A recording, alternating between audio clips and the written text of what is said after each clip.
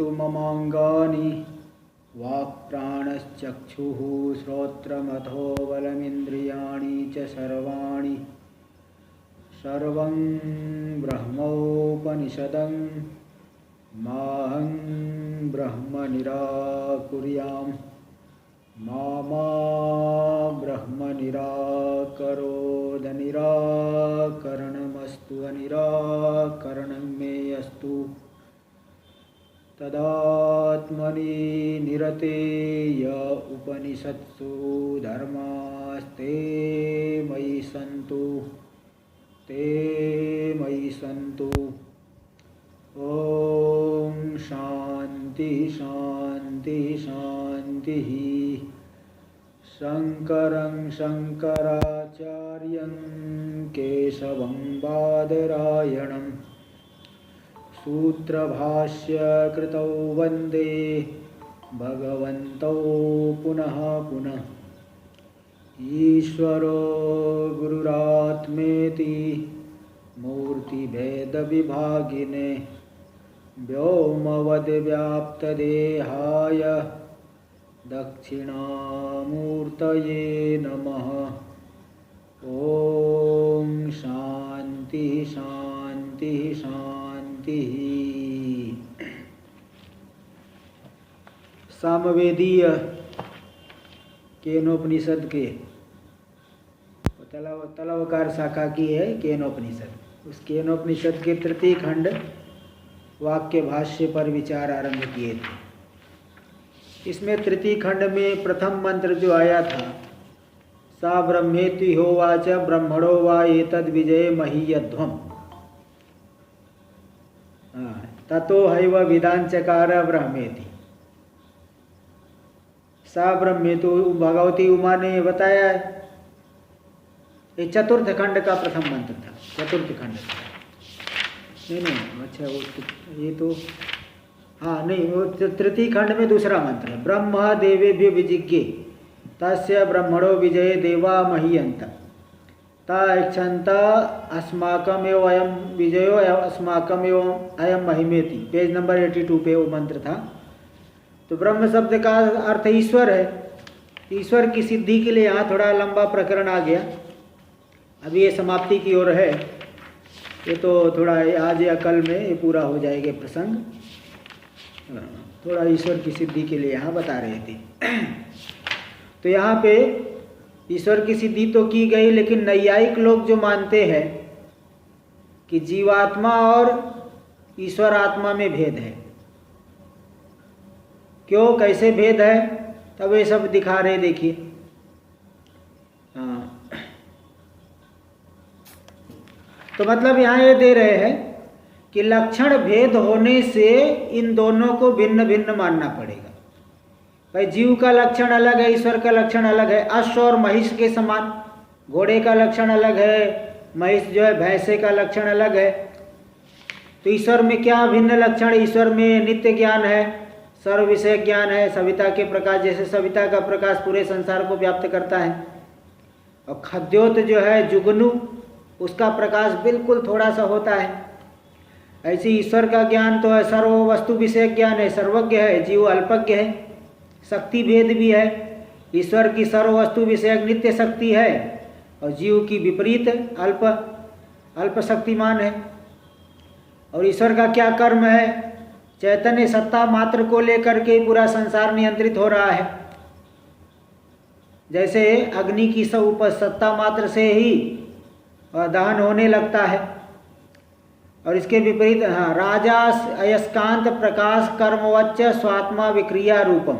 जैसे राजा जो है उसमें विकार नहीं हो करके उसकी सन्निधि मात्र से ही सभी भृत्य लोग ठीक ठीक कर्म करते हैं। अयस्कांत मणि भी देखिए, मैग्नेट, उसकी सन्निधि मात्र से लोह पिंड में हलचल होने लगती है।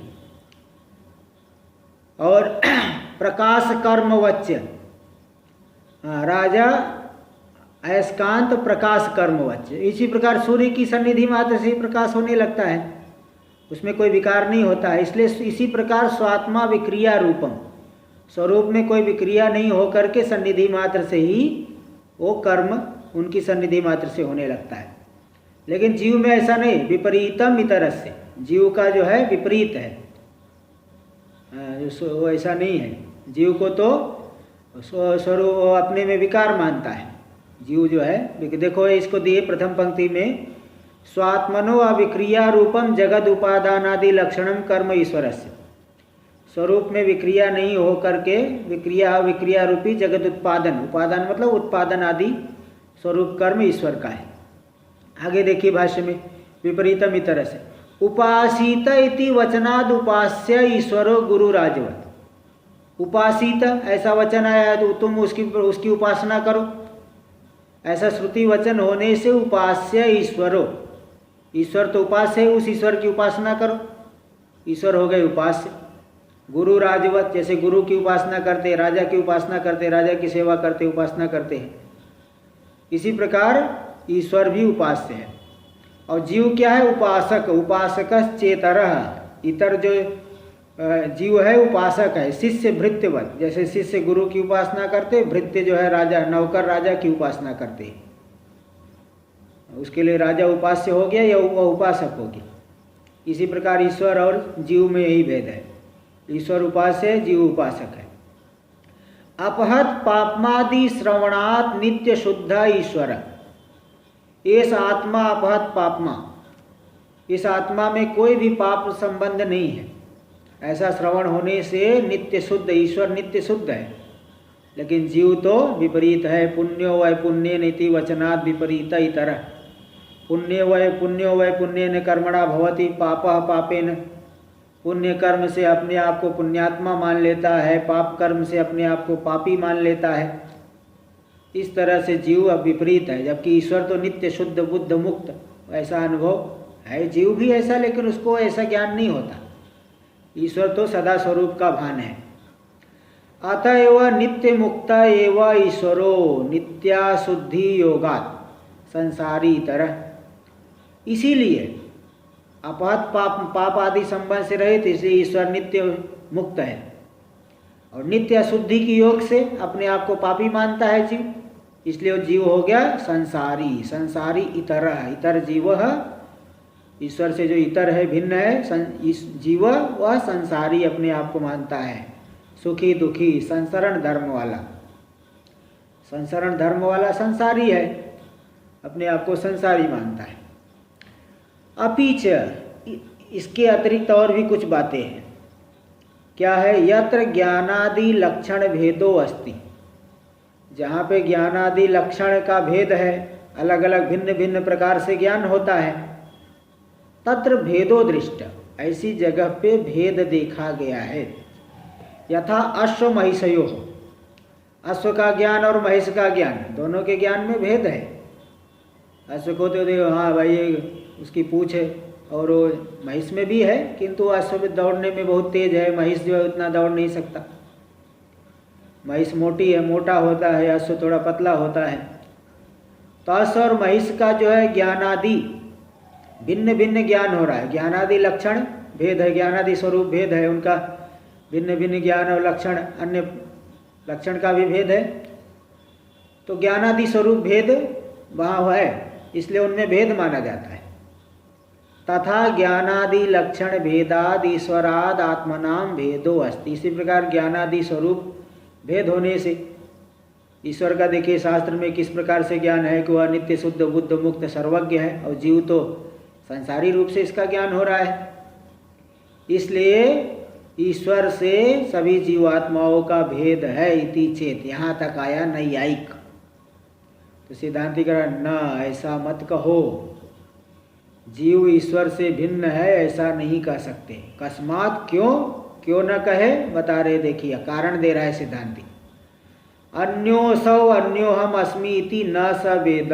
देखो यह विद्या सूत्र आता है बृहदारण्यक में, वह देवता ईश्वर अलग है, मैं उससे भिन्न हूँ, ऐसी जो भेद बुद्धि रखता है, इति इस प्रकार से जो जानता है, भेद बुद्धि रखता है, न स वेद, वह कभी भी अपने स्वरूप को नहीं जान सकता। ते क्षय्य लोका भवंती, क्षीण होने वाले लोक वाला होता है, भोग्य वाला होता है, क्षीण होने वाले लोकों की प्राप्ति करता है, विनाशी लोकों की प्राप्ति करता है। वह जो है कभी भी नित्य लोक की प्राप्ति नहीं कर सकता। इस तरह से भेद दर्शन की निंदा की गई है और कठोपनिषद में यही आया है, मृत्यु मृत्यु मापनोति यह नान्यो पश्यति। जो यहाँ पे नाना भेद को देखता है वह मृत्यु से बारंबार मृत्यु की प्राप्ति करता है। मृत्यो स मृत्यु मापनोति इति भेद दृष्टिर ही अपोद्यते। इस तरह से भेद दृष्टि का अपवाद किया गया, निषेध किया गया है शास्त्र में। तो भेद दर्शन का निषेध किए जाने से ईश्वर और जीवात्माओं में भेद मानना बिल्कुल अनुचित है। भेद मानोगे तो भेद मानने से जो है सदा विनाशी लोकों की प्राप्ति होगी, कभी जो है सुखी आत्यंतिक रूप से सुख की प्राप्ति नहीं हो सकती। इसलिए ईश्वर और जीवात्माओं में भेद मानना ठीक नहीं है। और एकत्व प्रतिपादिन्यश्च श्रुतय सहस्रशो विद्यन्ते। और ऐसा भी नहीं कह सकते कि कहीं कहीं आ गया है तो क्या हो गया। भेद का कथन करने वाली बहुत श्रुतियाँ है, एकात्मता का कथन करने वाले की बहुत कम श्रुतियाँ है। बोले ऐसा नहीं, हजारों श्रुतियाँ हैं। तत्त्वमसि अहम ब्रह्मास्मि अयम आत्मा ब्रह्म पूर्णमदः पूर्णमिदम्, कितने देखिए। आत्मा इत्युपासीत तमेतं वेदानुवचनेन ब्राह्मणा विविधिसन्ति यज्ञेन दानेन तपसा नासकेन तस्मिन् दृष्टे परावरे। इस तरह से जो है हजारों श्रुतियाँ भेद का कथन कर रही हैं, एक दो नहीं। एकत्व प्रतिपादिन्यश्च श्रुतयः सहस्रशो विद्यन्ते। एकत्व का प्रतिपादन करने वाली जो श्रुतियाँ है हजारों की संख्या में, कोई एक दो नहीं समझना। इसलिए भेद को का कथन करना ठीक नहीं है, भेद नहीं है। टीका में देखिए, दूषणांतरा विदित्सया अनुवदत। अब एक अन्य दोष का कथन करने की इच्छा से अनुवाद कर रहा है पूर्व पक्षी। पूर्व पक्षी की शंका का अनुवाद करके सिद्धांती खंडन करेंगे, एक दूसरा अन्य दूषण का कथन करने की अपेक्षा से। यदुक्तम ज्ञानादि लक्षण भेदात्, जो पूर्व पक्षी ने कहा कि ज्ञानादि लक्षण भेद होने से जीवात्मा और ईश्वर में भेद मानना चाहिए, इति अत्र उच्यते। तो इस विषय में सिद्धांती कर रहा है, हम बताते समाधान हमारे द्वारा दिया जाता है। क्या समाधान है? ना अनभ्युपगमात्। उसमें जो है लक्षण आदि का जो विज्ञानादि लक्षण भेद है औपाधिक भेद है, निरुपाधिक में कोई ऐसा भेद नहीं दिखा पाओगे। लक्षण भेद भाई घटाकाश और महाकाश दोनों में जो ज्ञानादि लक्षण भेद है कि एक छोटा मालूम पड़ रहा है, एक जो है व्यापक मालूम पड़ रहा है, ये औपाधिक भेद कह सकते हैं, वास्तविक भेद नहीं कह सकते। इसलिए ऐसा वास्तव में भेद ज्ञानादि लक्षण भेद वास्तव में नहीं है। अनभ्युपगमात्, अभ्युपगम नहीं किया गया, स्वीकार नहीं किया गया है, वास्तव में भेद नहीं है। देखिए टीका में दे रहे इसी बात को स्पष्ट कर रहे हैं। आगे भाष्य में ही दे देंगे, पहले टीका में देख लीजिए। पेज नंबर 97 पे दूसरी पंक्ति टीका। जीवा किम बुद्ध्यादि विशिष्टाश्चित प्रतिबिंबा धर्मित्वेन गृह्यन्ते किं वा देव मनुष्यादि शब्दवाच्या सचितिका देहा। देखो जीवा किम, जो जीव आप बता रहे हो, तो पहले प्रतिबिंबवाद को लेकर के कह रहे हैं। देखिए आप लोग थोड़ा समझ लीजिएगा, जीव क्या है? वह प्रतिबिंब है ईश्वर का, तो मतलब प्रतिबिंब है का उच्छेद है, शुद्धात्मा का प्रतिबिंब है का उच्छेद है अथवा आभास है। तीन मत है, प्रतिबिंबवाद, अवच्छेदवाद, आभासवाद। प्रतिबिंबवाद और आभासवाद एकदम समीप में है, दोनों मतलब एक जैसे ही है, और अवच्छेदवाद अलग है। वाचस्पति मिश्र अवच्छेदवाद मानते हैं, और विवरणकार श्री प्रकाशात्मयति वो प्रतिबिंबवाद मानते हैं। सुरेश्वराचार्य जी वार्तिककार आभासवाद मानते हैं। तो प्रतिबिंब और आभास में ज़्यादा अंतर नहीं है। प्रतिबिंब और आभास का मतलब दोनों प्रतिबिंब तो मानते हैं, किंतु प्रतिबिंबवाद में प्रतिबिंब को सत्य माना जाता है, आभासवाद में प्रतिबिंब को मिथ्या मानते हैं। बस इतने मात्र को, अपनी अपनी युक्ति है। तो अब प्रतिबिंबवादी क्या कहते हैं कि ईश्वर है बिंब और जीव उसका प्रतिबिंब है। अंतःकरण में जो जीव का प्रतिबिंब, अंतःकरण में जो प्रतिबिंब पड़ा वही है जीव। चैतन्यम यद अधिष्ठानम लिंग देहश्च यह पुनः चित छाया लिंग देहस्था तत्संगो जीवो उच्यते। एक अधिष्ठान चैतन्य, लिंग शरीर, सूक्ष्म शरीर, और सूक्ष्म शरीर में जो चेतन का प्रतिबिंब हुआ, इन्हीं को मिला के जीव कहते हैं। तो प्रतिबिंब यही हो गया, अधिष्ठान चैतन्य का प्रतिबिंब हो गया, सामान्य चैतन्य का प्रतिबिंब हुआ, ये प्रतिबिंबवाद। और अवच्छेदवाद क्या कहते हैं कि अंतःकरण के भीतर आया हुआ जो चैतन्य है, आत्मा व्यापक है, अंतःकरण के भीतर भी है, इसलिए अंतःकरणावच्छिन्न चैतन्य जो हुआ, यानी अंतःकरण रूपी घेरे के भीतर जो आया हुआ चैतन्य है वही है जीव। जैसे घट के भीतर आया हुआ आकाश को घटाकाश कहते हैं, इसी प्रकार अंतःकरण के भीतर आया हुआ जो चैतन्य है उसको जीव कहते हैं, अंतःकरणावच्छिन्न चैतन्य या अवच्छेदवाद। तो इसमें से प्रतिबिंबवाद मत ज़्यादा उत्कृष्ट माना गया है। यहाँ दोनों को लेकर के देखिए बता रहे हैं।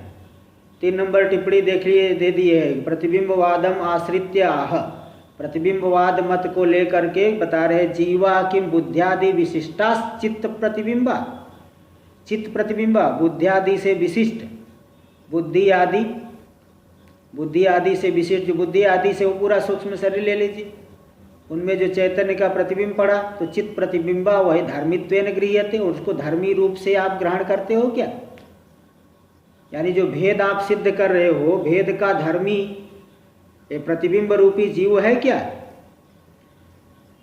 किंवा देव मनुष्यादि शब्द वाच्या सचितिका देहा। अब देखो दूसरा या उच्छेदवाद, अथवा देव मनुष्यादि शब्द के वाच्य सचितिका देहा, देवता, मनुष्य, पशु, इन शब्दों का जो अर्थ है चैतन्य विशिष्ट शरीर, यानी शरीर के भीतर आया हुआ चैतन्य, अवच्छेदवाद। तो उस अवच्छेद वो जो है अंतःकरणावच्छिन्न चैतन्य, जिसको देवता कहते हो, मनुष्य शरीर में है तो मनुष्य कहा जाएगा, पशु शरीर में पशु कहा जाएगा। ऐसा चैतन्य से विशिष्ट देह को, जो कि देव मनुष्य आदि शब्द वाच्य है, उसको जो जीव शब्द से मानोगे। किम वा विलक्षण निरुपाधिक भेद भिन्न चेतन, विलक्षण जो निरुपाधिक भेद भिन्न चेतन, देखो 6 नंबर टिप्पणी में दे दिए, विलक्षणश्चासो निरुपाधिक भेदेन भिन्नश्च, विलक्षण होते हुए निरुपाधिक, बिना किसी उपाधि के निरुपाधिक भेद से जो भिन्न है ऐसा चेतन। आद्य सिद्ध साधनमा, पहला पक्ष अगर प्रतिबिंबवाद को ले रहे हो, वाच्यार्थ को लेकर के भेद दिखा रहे हो, तो हम भी मानते सिद्ध साधनत्व, हम भी मानते भाई वाच्यार्थ तो अलग अलग ही है। जीव पद का वाच्य और ईश्वर पद का वाच्य तो भिन्न है ही, वाच्यार्थ में कहाँ गड़बड़ी है? वाच्यार्थ में भेद तो हम भी मानते हैं। और जो अभेद कथन करने वाली श्रुतियाँ इसलिए भाग त्याग लक्षणा के द्वारा अभेद का कथन करती है। चैतन्य की में एकता है, उपाधि विशिष्ट जो रूप है, वाच्य अर्थ है, उसमें तो भेद है, उसमें तो कौन कह रहा है कि अभेद है?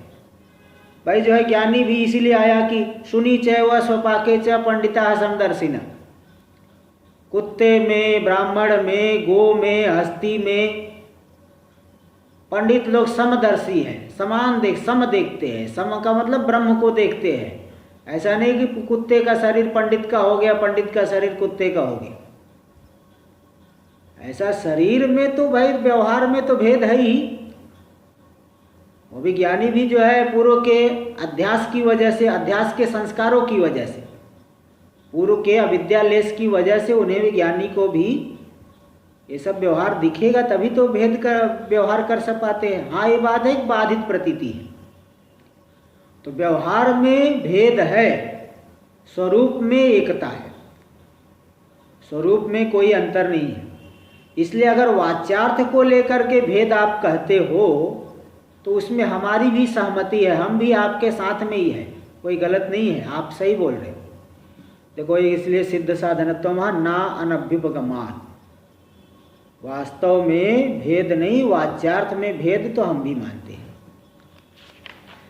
देखिए इसी बात को आगे दिखा रहे भाष्य में, अगले पेज में, बुद्ध्यादिभ्यो व्यतिरिक्ता विलक्षणास्य ईश्वरा विलक्षणाश्चेश्वराद भिन्न लक्षणा आत्मानो न संति। बुद्ध्यादि से जो व्यतिरिक्त जिस प्रकार के तार्किक लोग आत्मा को मानते हैं, तो बुद्ध्यादिभ्यो व्यतिरिक्ता, बुद्धि आदि से व्यतिरिक्त जो विलक्षण ईश्वर से भिन्न जो आत्मा है, ऐसा आत्मा नहीं है। ऐसा आत्मा जो है, आप बिना उपाधि के अगर भेद मानना चाहोगे तो ऐसा ईश्वर से भिन्न ऐसी आत्मा नहीं है। विलक्षण मतलब ईश्वर से भिन्न लक्षण वाले ऐसी आत्मा है ही नहीं। एक एव ईश्वरश्च आत्मा सर्वभूतान नित्य मुक्तो अभ्युपगम्यते। एक ही ईश्वर जो सभी भूतों की आत्मा है, नित्य मुक्त है, नित्य मुक्त माना गया, वही सबकी आत्मा, एक ही ईश्वर है सबकी आत्मा, है ना। ईश्वर जो है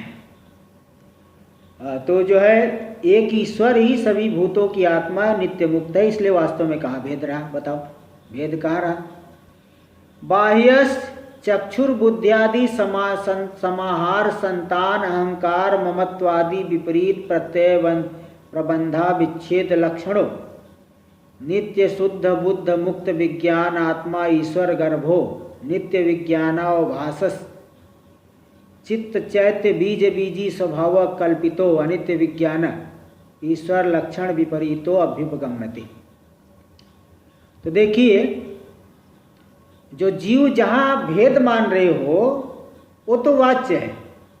जो बाह्य जो जीव है, चक्षुर बुद्ध्यादि समाहार, देखो चक्षु बुद्धि स्थूल शरीर सूक्ष्म शरीर इन सब का जो समुदाय, समाहार संतान मतलब प्रवाह, इसका जो प्रवाह है उसमें अहंकार ममत्व आदि विपरीत परंपरा से जो है अनादिकाल से हम लोग शरीरों में मैं मेरा ऐसी बुद्धि करते आ रहे।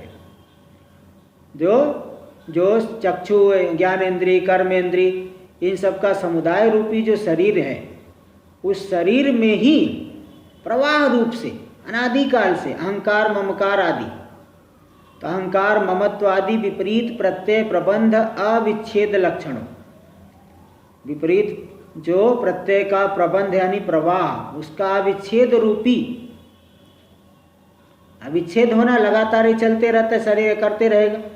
तो नित्य शुद्ध बुद्ध मुक्त विज्ञान आत्मा ईश्वर गर्भो, नित्य शुद्ध बुद्ध मुक्त विज्ञान आत्मा जो ईश्वर है वह जिसका गर्भ है मतलब अधिष्ठान है, जिसका स्वरूप है, ऐसा जीव। और नित्य विज्ञानावभास, नित्य विज्ञान का जो अवभास है, चिदाभास है,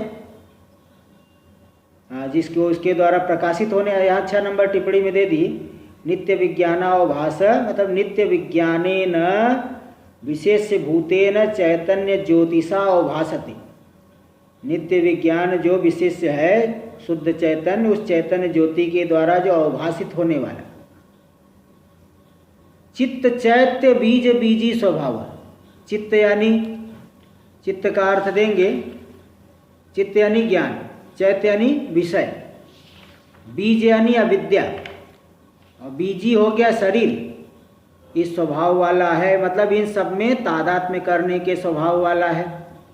कल्पिता जो कल्पित है, अनित्य विज्ञान, अनित्य विज्ञान वाला है, जिसका विज्ञान अनित्य है, कभी घट ज्ञान हो गया कभी पट ज्ञान हो गया, ऐसा जो जीव है ईश्वर लक्षण विपरीतो अभ्युपगम्यते।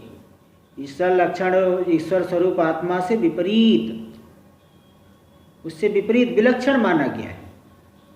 तो अगर इस वाक्य को लेकर के आप भेद मानते हो तो उसमें हम भी मानते हैं, कोई जो है गलत नहीं है। वाच्य को लेकर के भेद मानोगे तो हमारा कोई विरोध नहीं है। तो ये देखो वाच्य को यहाँ पे इतनी बड़ी पंक्ति में दिखाए कि जो अनादिकाल से जो है वो उसमें शरीर आदि में जो है अभिमान करने वाला है, नित्य शुद्ध बुद्ध मुक्त विज्ञान आत्मा ईश्वर जिसका अधिष्ठान है, अधिष्ठान चैतन्य जिसका जो है उसकी के क्योंकि उसी का प्रतिबिंब है जीव, और नित्य विज्ञान के द्वारा अभाषित होने वाला चित्त चैत्य बीज बीजी स्वभाव वाला कल्पित अनित्य विज्ञान वाला जो जीव है वही ईश्वर से विपरीत माना गया है, ईश्वर से भिन्न माना गया है। अगर इस अंश को लेकर के भेद मानते हो तो कोई विरोध नहीं। टीका में देख लीजिए इसका अर्थ दे रहे। चित्तम यानी ज्ञानम, चैत्या यानी सुखादेव, चैत्य मतलब विषय जो ज्ञान का विषय बनते सुखादेव। बीजम बीज क्या है? विद्या आदि, अविद्या आदि हो गए बीज, और बीजी हो गए शरीर। उस अविद्या रूपी बीज के माध्यम से ये शरीर बना है, इसलिए बीजी हो गया शरीर, शरीरम। तत्स्वभाव यानी उस स्वभाव वाला है, यानी उसमें तादात्म्य करने वाला है, क्योंकि विशिष्ट से विशेषण तादात्म्य आदित्यर्थ, क्योंकि जो इन सब से उपाधियों से विशिष्ट है उसका विशेषण में तादात्म्य है। इन सभी शरीर आदि में जो तादात्म्य करने वाला है विशिष्ट जीव, उसका अगर ईश्वर से भेद मानते हो तब तो हम भी स्वीकार करते हैं। यस्य विशिष्ट रूप से अविच्छेदे तत्प्रविष्ट चित स्वरूप से संसार व्यवहारो, यस्य च विच्छेदे प्रतिबिंब रूप से बिंब संपत्त्या मोक्ष व्यवहारो भवति स कल्पित रूप पृथक अभ्युपगम्यते अतः सिद्ध साधनम इत्यर्थ। देखिए जो सिद्धांति ने कहा कि सिद्ध साधन वाच्यार्थ को लेकर के अगर भेद मानते सिद्ध साधन है, उसी को स्पष्ट कर रहे टीकाकार। देखिए यस्य विशिष्ट रूप से, जो शरीर इंद्रिय आदि से विशिष्ट, तो जिस विशिष्ट रूप का विच्छेद नहीं होने पर चैतन्य में क्या मालूम पड़ता है? संसार मालूम पड़ता है। तत्प्रविष्ट चित्त स्वरूप से संसार व्यवहारो, उसमें प्रविष्ट जो विशेष चित्त स्वरूप है उसमें संसार मालूम पड़ता है, विशिष्ट में विशेषण आदि में तादात्म्य करके। बुद्धि आदि से विशिष्ट रूप है उसमें संसार मालूम पड़ता है। और यस्य च विच्छेद, और जिस बुद्धि आदि स्वरूप का विच्छेद होने पर प्रतिबिंब रूप से बिंब संपत्तियां, प्रतिबिंब क्या हो जाएगा? बिंब रूप हो जाएगा। ब्रह्म वेद ब्रह्मयो भवति, ब्रह्म को जान लिया ब्रह्म हो जाता है। जैसे घट में पानी भरा हुआ है तो उसमें सूर्य का प्रतिबिंब पड़ेगा, और घट को फोड़ दो, घट को तोड़ दीजिए, जल पानी निकल गया तो प्रतिबिंब कहाँ गया? प्रतिबिंब बिंब से अतिरिक्त नहीं रह गया। ऐसे ही ज्ञान के द्वारा जब उपाधि का विनाश हो जाएगा तो प्रतिबिंब अपने आप को किस रूप में जानेगा? बिंब रूप से ही अनुभव करेगा। ब्रह्म वेद ब्रह्मयो भवति। तो यस्य च विच्छेदे प्रतिबिंब रूप से बिंब संपत्त्या, जिस उपाधि का विच्छेद होने पर प्रतिबिंब रूप जो जीव है उसको बिंब भावापत्ति होने से मोक्ष व्यवहारो भवति, मोक्ष व्यवहार होता है। सकल्पित रूप, ऐसा जो कल्पित स्वरूप कल्पित रूप वाला जीव भाव तो अकल्पित है, अज्ञान के द्वारा जीव भाव मान रखा है, तो पृथक अभ्युपगम्यते, ऐसा जो विशिष्ट है उपाधि से विशिष्ट वह ईश्वर से भिन्न माना जाता है, उसमें हमारा कोई विरोध नहीं है। अतः सिद्ध साधनम, इसलिए सिद्ध साधन हो गया।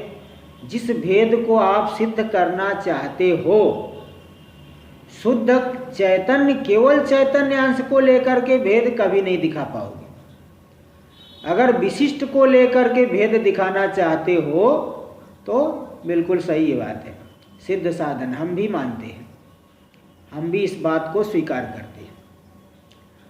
द्वितीय विकल्प, ये पहला विकल्प खंडित हो गया कि अगर वाच्यार्थ को लेकर के भेद मानते हो तब तो जो है बिल्कुल सही कह रहे, सही बात है। जो प्रतिबिंबवाद को लेकर के पहला पक्ष दिए थे वो सिद्ध साधन।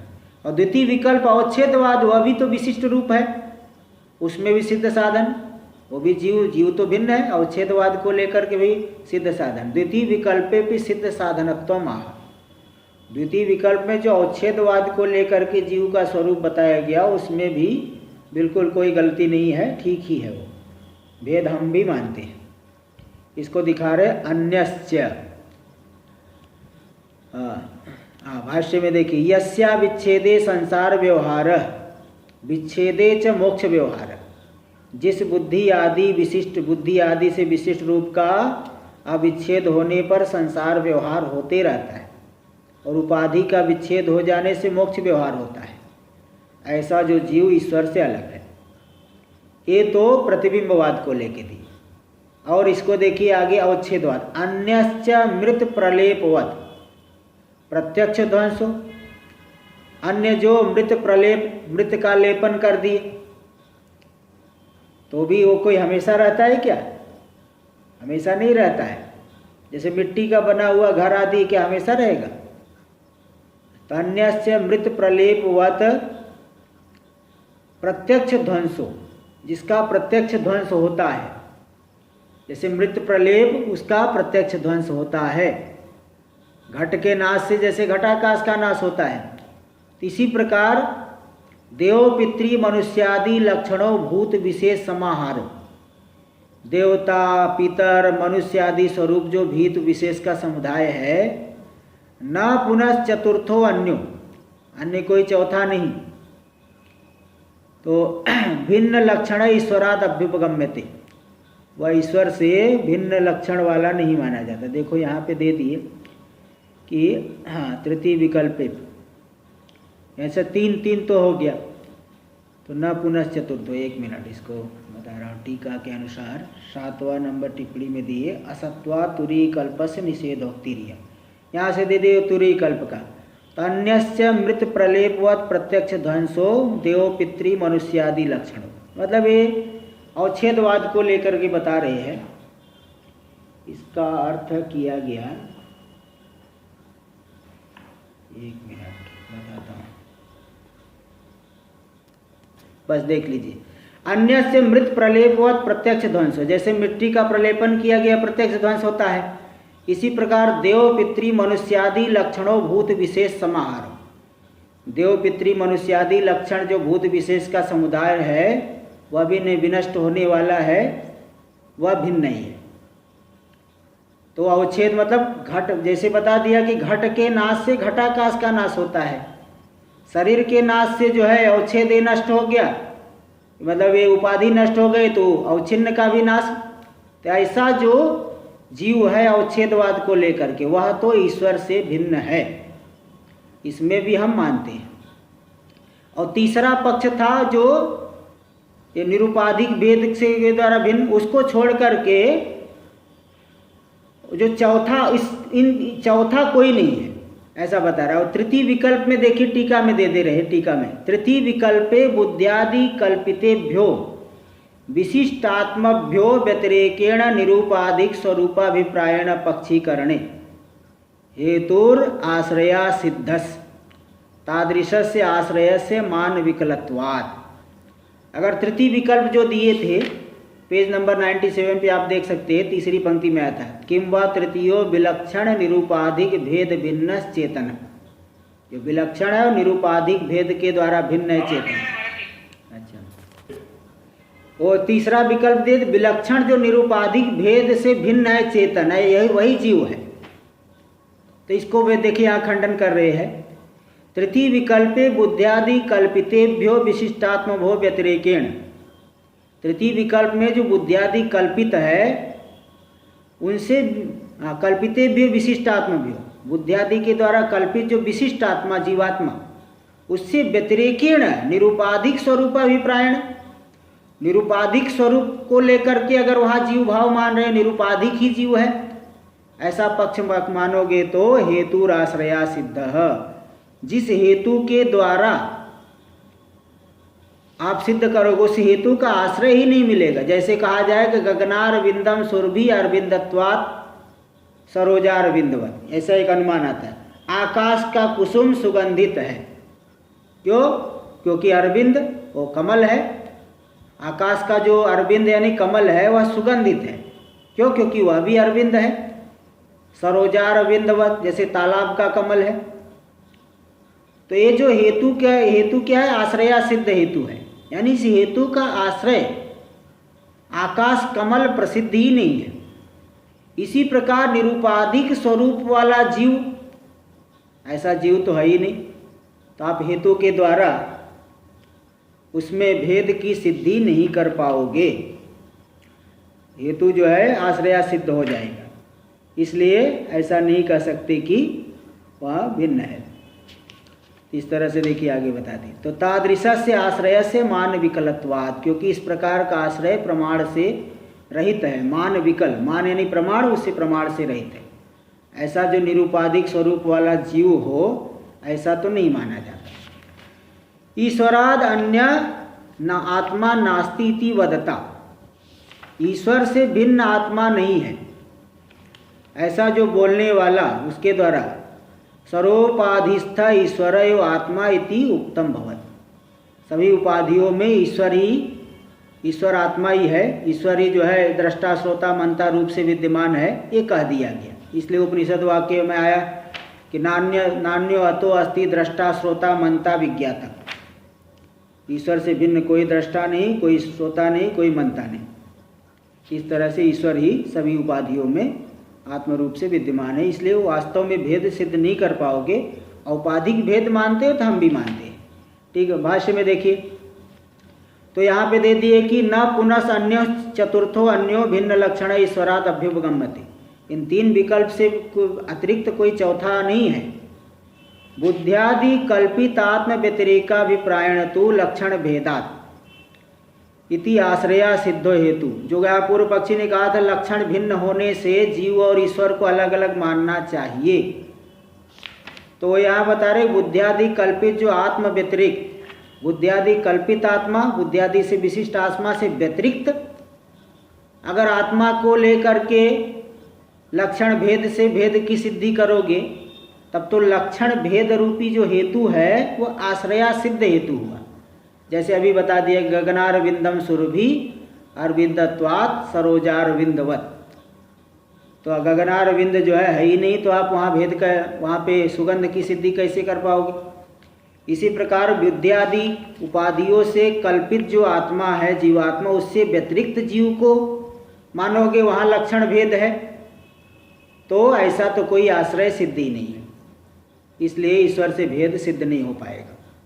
कुल मिला के ये बता दिया। आगे देखिए ईश्वराद अन्यस्य आत्मनो असत्वात्, ईश्वर से भिन्न आत्मा नहीं है, ईश्वर से भिन्न आत्मा नहीं है असत्वात्। देखो यहाँ एक नंबर टिप्पणी में चोदयितः ईश्वरादिति, ईश्वर से अन्य आत्मा नहीं है। ईश्वर से विरुद्ध लक्षणत्वम अयुक्त, अच्छा टीका में पहले देख लीजिए यहाँ तक। ईश्वराद अन्य आत्मा नास्ति इति वदता, ईश्वर से भिन्न आत्मा नहीं अगर आप ऐसा कह रहे हो तो सर्वोपाधिस्थ ईश्वर एव आत्मा इति उक्तम भवत, सभी उपाधियों में ईश्वरीय आत्मा ऐसा कह दिया गया। तथा तदा च बद्ध मुक्तत्वादि विरुद्ध धर्मवत्व, तब तो कोई बंधन में है कोई मुक्त है, एक ही आत्मा में विरुद्ध धर्म कैसे बनेगा। सुख दुखादि योगस्य असंगस्य विरुद्ध, और वह ईश्वर तो असंग है, वह सुखी दुखी होगा, सुख दुख का संबंध बनेगा, ये तो विरुद्ध है।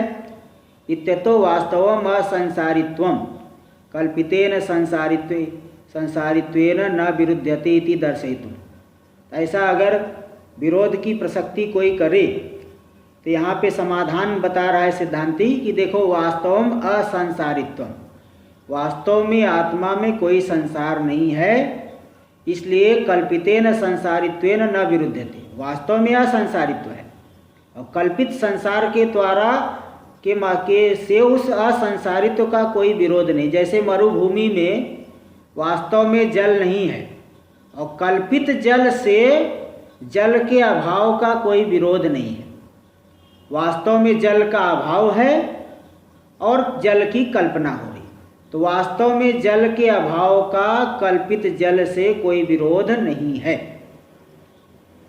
इसी बात को आतो वास्तव असंसारित्वम कल्पितेन संसारित्वेन न विरुध्यते, वास्तव में आत्मा में असंसारित्व है और संसारित्व कल्पित है, तो वास्तव में असंसारित्व का कल्पित संसार से कोई विरोध नहीं है। वास्तव में शुद्ध बुद्ध मुक्त है, संसार कल्पित है, दोनों का कोई विरोध नहीं। एक ही में एक मिथ्या धर्म और एक उसका विरुद्ध वास्तविक धर्म, ये दोनों रह जाएंगे। इति दर्शयितुम, इसी को दिखाने के लिए आगे बता रहे हैं कि यस्य यस्य अंतःकरणादि विकारस्य उदयादेः सन्निधि मात्रेण आत्मा निमित्तम, इसी को दिखाने के लिए बता रहे हैं कि जिस जिस अंतःकरण के जो सुख दुख आदि विकार है उसके उदय आदि की सन्निधि मात्रेण आत्मा निमित्तम, सन्निधि मात्र से आत्मा निमित्त बन रहा है। तो तस्य तस्य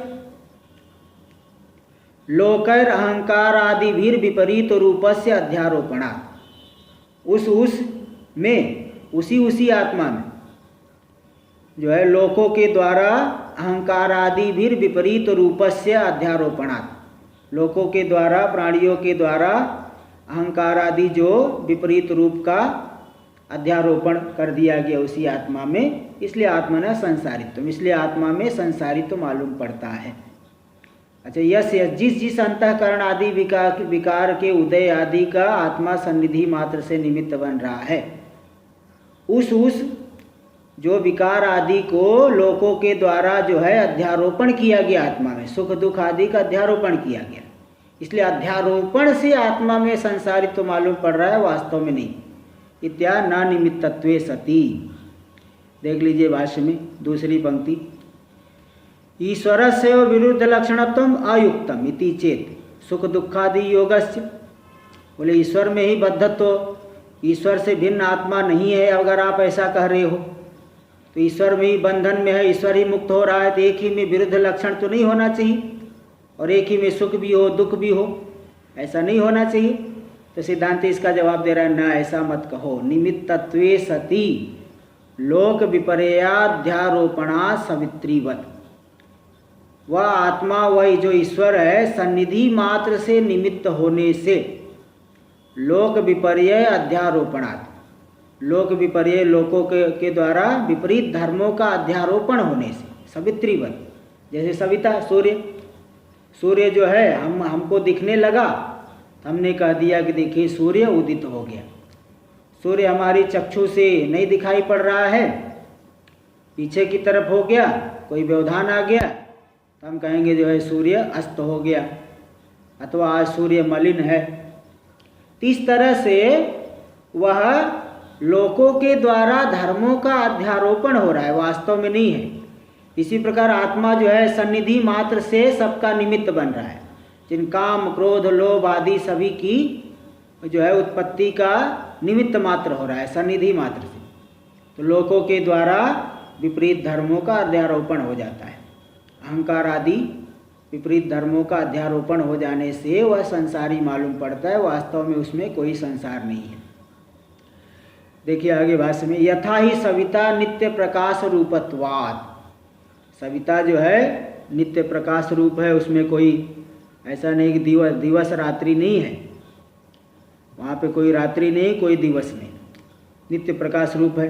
फिर भी लोकाभिव्यक्त्या नभिव्यक्ति निमित्तत्वे सती, वह लोकों को प्राणियों को पदार्थों की अभिव्यक्ति और अनभिव्यक्ति का निमित्त होते हुए लोक दृष्टि विपर्ययेण उदयास्तमया हो रात्रादि कर्तृत्व अध्यारोप भाग भवति। लोक दृष्टि विपर्यय से, लोकों की दृष्टि के विपरीत धर्मों का अध्यारोपण से वह उदय अस्तमय, उदय वाला हो गया, अस्तमय वाला सूर्यास्त हो गया, अहोरात्रि कर्तृत्व, अहोरात्रादि कर्तृत्व, दिन और रात्रि आदि के कर्तृत्व का अध्यारोप का भागी बनता है। लोक यानी उसमें अध्यारोप करते, देखो सूर्य ने दिन कर दिया, सूर्य ने रात्रि कर दी, सूर्य देखो आज ठीक से नहीं चमक रहा है इसलिए अंधेरे जैसा है, ऐसा भी कहते हैं।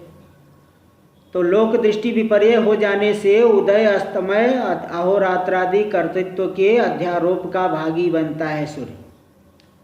एवं ठीक ऐसे ही ईश्वरे नित्य विज्ञान शक्ति स्वरूपे, जो ईश्वर है नित्य विज्ञान शक्ति स्वरूप है, शुद्ध चैतन्य स्वरूप है। लोक ज्ञानापोह सुख दुख स्मृत्यादि निमित्तत्वे सति, वह तो सभी अंतःकरण के धर्मों का सन्निधि मात्र से निमित्त है। लोक यानी प्राणियों के ज्ञान, उनका जो अपोह यानी विस्मरण, सुख दुख, स्मृति आदि का वह निमित्त मात्र है। निमित्तत्वे सति लोक विपरीत बुद्धिया अध्यारोपितम, लोगों की विपरीत बुद्धि से उसमें विपरीत लक्षण अध्यारोपित हो जाता है। वास्तव में विपरीत लक्षण नहीं है। तो लोक विपरीत बुद्धिया, प्राणियों की विपरीत बुद्धि से वह अध्यारोपित हो गया। विपरीत लक्षणत्वम, विपरीत लक्षण उसमें अध्यारोपण हो गया। सुख दुखादयस्य, विपरीत लक्षण मतलब बंधन मुक्ति, जो ऊपर शंका किए थे ना। अगर जीव ईश्वर से भिन्न नहीं है तो बद्ध मुक्त, एक बंधन में एक मुक्ति है, एक मुक्त हो गया, ऐसे व्यवहार कैसे बनेगा? और सुख दुख आदि का संबंध कैसे बनेगा? तो असंग है। तो यहाँ बता दिए कि वह ईश्वर केवल निमित्त होते हुए लोक विपरीत बुद्धि से विपरीत लक्षण उसमें अध्यारोपण किया गया है। बंधन मुक्ति आदि सब उसमें आरोपित है। अविद्या व्यवधान को लेकर के बंधन कह दिया गया, और वही अविद्या का नाश हो गया तो कह देंगे मुक्त हो गया। सुख दुखादय, सुख दुख आदि भी अंतःकरण आदि में तादात्म्य होने से सुख दुख आदि मालूम पड़ रहा है जीव को। वही तादात्म्य छोड़ दे, अज्ञान नष्ट हो जाए ज्ञान के द्वारा, कोई जो है सुख दुख आदि नहीं। तो न स्वतः उसमें विपरीत लक्षण भी नहीं है और स्वतः उसमें सुख दुख आदि भी नहीं है। इसलिए वास्तव में इन सभी धर्मों से रहित है और उसमें कोई भेद नहीं, उस तत्व में कोई भेद नहीं है। टीका में देखिए आगे, ईश्वरे सुखाद्यारोप इति उक्ते, ईश्वर में सुख दुख आदि का आरोप है ऐसा कहे जाने पर मायोपाधि की ब्रह्मणी ईश्वर शब्द वाच्य सुखादि अध्यास शंका स्यात्, ऐसे कहे जाने पर माया उपाधि वाला जो ब्रह्म है जो कि ईश्वर शब्द वाच्य है, वहाँ पे भी सुखादि का अध्यास की शंका हो। इस सुखादि के अध्यास, जैसे जीव में सुखादि का अध्यास है, ईश्वर में भी सुखी दुखी ऐसा भाव हो, सुखादि का अध्यास हो, वो शंका हो सकती है, अध्यास की शंका। तन्निवृत्ति अर्थम, उसकी निवृत्ति के लिए कह दी नहीं, वहाँ अध्यास की शंका नहीं है, बिल्कुल शंका ही नहीं। इसलिए नित्य विज्ञान शक्ति रूपे, वह शुद्ध नित्य विज्ञान शुद्ध चैतन्य रूप है, शक्ति रूप है, विज्ञान शक्ति वाला है, शुद्ध है, ऐसा कह दिया। यथा अग्न्यादि शक्ति ही शक्त्यंतरम अंतरेण स्वस्वभावादेव कार्योत्पादनानुकूला, जैसे अग्नि आदि की शक्ति है, अन्य शक्ति की अपेक्षा के बिना ही अपने स्वभाव से ही वह दहन पाक आदि कार्य की उत्पत्ति के अनुकूल है, अग्नि आदि की शक्ति। इसी प्रकार तथा नित्य विज्ञानम, इसी प्रकार ईश्वर जो है नित्य विज्ञान स्वरूप है, स्वभाव सन्निधि मात्रेण अंतःकरणादि प्रवृत्ति निमित्तम, स्वभाव की स्वरूप की सन्निधि मात्र से ही अंतःकरण आदि की प्रवृत्ति का वह निमित्त बन गया नित्य विज्ञान स्वरूप। इति शक्ति रूपम उच्यते, इसलिए उसको शक्ति रूप देखिए भाष्य में दे दिए, नित्य विज्ञान शक्ति रूपे, और नित्य विज्ञान शक्ति रूप है, मतलब अपनी सन्निधि मात्र से ही अंतःकरण आदि की प्रवृत्ति का निमित्त है। तस्मिन् स्वातंत्र्याद ईश्वर पद लक्ष्ये, उसमें स्वातंत्र होने से, वो तो अधिष्ठान है। अच्छा, नंबर टिप्पणी में दे दिए, ईश्वर पद लक्ष्य में स्वातंत्र होने से, स्वातंत्र मतलब अन्यान अधीन सत्ताकत्वात्, अन्य के अधीन सत्ता वाला नहीं है, स्वतंत्र है, अधिष्ठान रूप है। इसलिए ईश्वर पद लक्ष्य में जो शुद्ध चैतन्य नित्य विज्ञान स्वरूप है, उसमें विरुद्ध अनेक धर्माध्यासो न विरुध्यते, विरुद्ध अनेक धर्म का अध्यास कोई विरुद्ध नहीं। जैसे एक ही रस्सी में सर्प, जलधारा, दंड, भू छिद्र, इन विरुद्ध अनेक धर्मों का आरोप हो सकता है, ऐसे ही यह शुद्ध चैतन्य अधिष्ठान है।